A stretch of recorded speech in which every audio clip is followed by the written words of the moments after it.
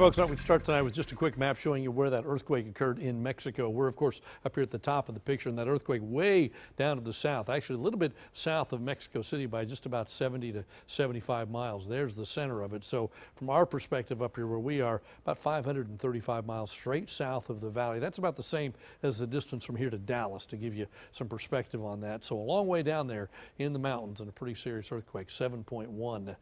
on the Richter scale.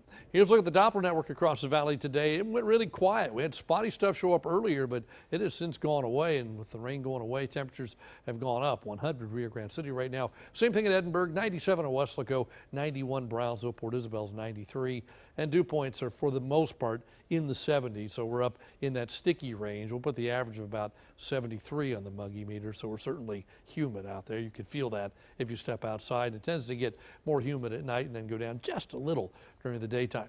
Now your low temperatures tonight will probably just barely reach the upper 70s across the region, and then tomorrow back into the 90s and over 100 in a lot of places again. So another very warm day with an isolated shower possible again, but most areas like today will stay rain-free. Average high, or the 30-year average for the middle part of September. Now we've gone down another degree, 91, but we're going to stay above that. 97, 94, and 94 for Wednesday, Thursday, and Friday.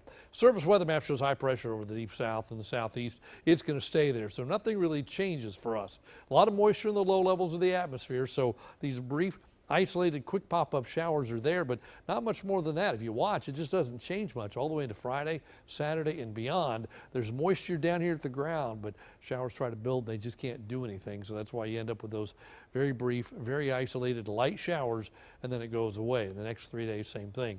20, 20, 10 are your percentages through the rest of the week. Now let's talk tropics, because tropics are quite active, obviously, with Maria after going across Dominica, now making its way towards St. Croix right here, and then Puerto Rico, and then from that point probably making its way more toward the north. But this is still a dangerous Category 5 storm on the Saffir-Simpson hurricane wind scale. 165 mile per hour winds, moving to the west-northwest at 10.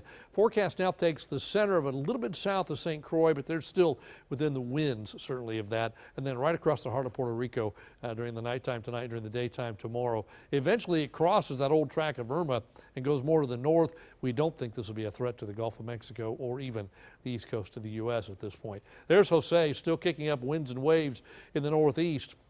It stays offshore, but it just kind of meanders around out here, so that means the waves going up to the northeast coast stay significant for the next several days. So for us for tonight, partly cloudy, warm and muggy, a low of about 78, southeasterly winds at 7 to 14, and then tomorrow we climb back up into the 90s again with an isolated shower possible, but nothing widespread. Southeasterly winds about 7 to 14. The next 7 days we keep temperatures in the 90s. As we've said many times, this time of year either you need a tropical system or a cool front to change things dramatically. Neither of those on the horizon, so temperatures stay in the 90s, nighttime lows stay in the 70s. That is your updated First Warn 5 forecast.